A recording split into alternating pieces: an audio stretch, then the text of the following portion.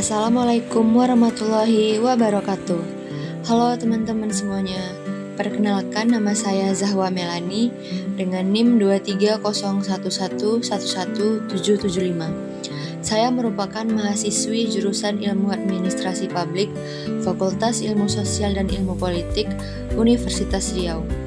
Nah, pada kesempatan kali ini, saya akan memaparkan hasil resensi saya mengenai salah satu artikel jurnal yang berjudul Penerapan Good Public Governance dalam Kancah Birokrasi Kementerian Republik Indonesia, di mana ini menjadi salah satu tugas pada mata kuliah saya, Birokrasi dan Governansi Publik.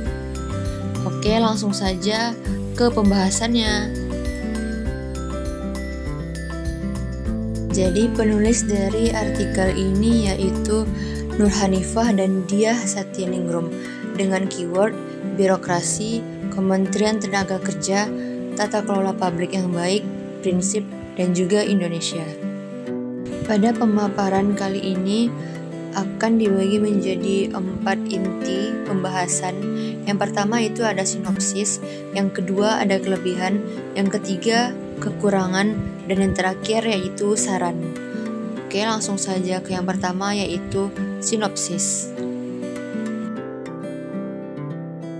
Terselenggaranya tata kelola pemerintahan yang baik merupakan persyaratan bagi setiap pemerintah untuk mencapai tujuan dan cita-cita bangsa dan negaranya.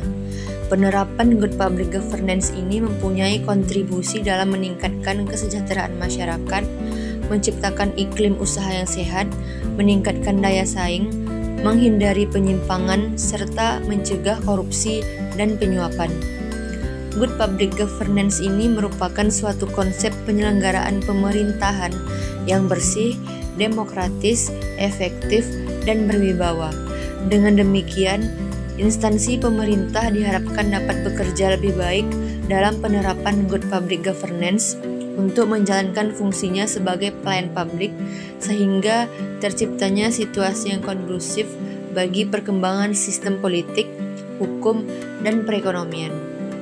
Good Public Governance juga merupakan suatu sistem atau aturan perilaku yang berkaitan dengan pengelolaan kewenangan oleh penyelenggara negara dalam menjalankan tugasnya secara bertanggung jawab.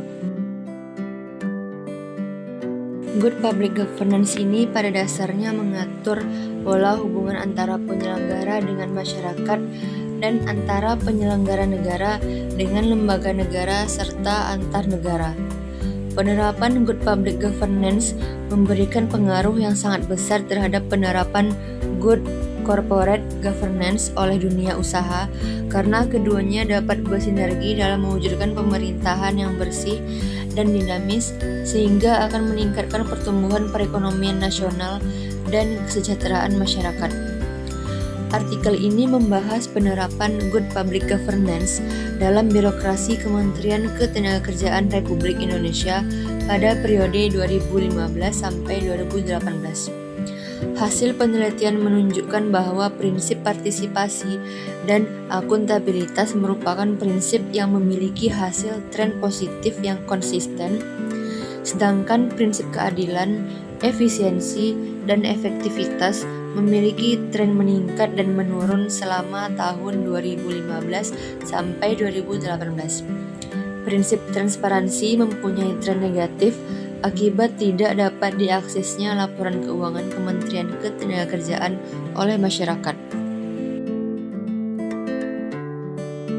Rekomendasi strategis yang dapat dilakukan Kementerian Ketenagakerjaan berdasarkan gabungan hasil benchmarking dan wawancara adalah sebagai berikut.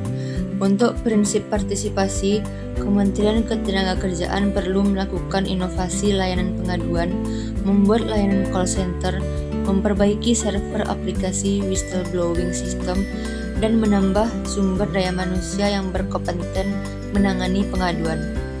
Penggunaan e-procurement yang sesuai dengan standar nasional dan peningkatan fungsi mediator hubungan industrial menjadi rekomendasi perbaikan prinsip keadilan.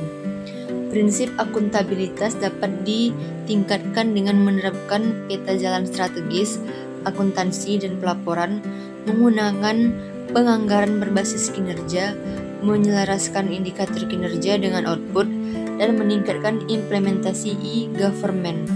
Terakhir, penerbitan laporan keuangan secara berkala akan meningkatkan prinsip transparan. Pembahasan yang kedua yaitu mengenai kelebihan. Nah, artikel ini memiliki beberapa kelebihan, di antaranya yang pertama, metode penelitian yang jelas. Artikel ini menggunakan metode penelitian deskriptif kualitatif yang memberikan pemahaman mendalam tentang implementasi good public governance dalam birokrasi Kementerian Ketenagakerjaan. Yang kedua, analisis tren. Artikel ini menganalisis dan implementasi prinsip partisipasi, akuntabilitas, keadilan, efisiensi, efektivitas, dan transparansi selama periode 2015 sampai 2018. Yang ketiga, rekomendasi strategis. Artikel ini tidak hanya menganalisis masalah, tetapi juga memberikan rekomendasi strategis yang konkret seperti inovasi layanan pengaduan, pembuatan call center, dan peningkatan sumber daya manusia yang dapat membantu meningkatkan kinerja dan implementasi good public governance. Yang keempat, relevansi dengan konteks. Fokus pada implementasi good public governance dalam konteks birokrasi Kementerian Ketenagakerjaan memberikan pemahaman yang spesifik dan relevan terhadap tantangan dan peluang yang dihadapi oleh lembaga tersebut. Dan terakhir, yaitu penggunaan data benchmarking. Penggunaan data benchmarking dari Kementerian Keuangan menambah validitas rekomendasi yang diberikan karena dapat memberikan perbandingan yang objektif. Pembahasan yang ketiga yaitu mengenai kekurangan. Nah, artikel ini tidak hanya memiliki kelebihan, namun ada juga beberapa kekurangan yang dimiliki dari artikel ini. Yang pertama yaitu keterbatasan data. Artikel ini tidak menjelaskan secara rinci sumber data primer dan sekunder yang digunakan sehingga dapat mempengaruhi validitas dan reliabilitas hasil penelitian. Yang kedua, keterbatasan umur data. Artikel ini hanya mencakup periode 2015 sampai 2018 sehingga mungkin tidak mencerminkan kondisi terkini atau perubahan yang terjadi setelah periode tersebut. Yang ketiga, keterbatasan generalisasi. Fokus pada Kementerian Ketenagakerjaan Republik Indonesia dapat membatasi generalisasi teman untuk diterapkan pada lembaga pemerintahan lainnya. Yang keempat, keterbatasan analisis. Artikel mungkin tidak memberikan analisis mendalam tentang faktor yang mempengaruhi tingkat positif dan negatif dalam implementasi good public governance. Dan yang terakhir yaitu keterbatasan kesimpulan. Kesimpulan disajikan dalam artikel ini mungkin terlalu umum dan tidak memberikan gambaran yang jelas tentang implikasi temuan terhadap praktik dan kebijakan di Kementerian Ketenagakerjaan. Nah, pembahasan yang terakhir yaitu mengenai saran yang diberikan untuk artikel tersebut.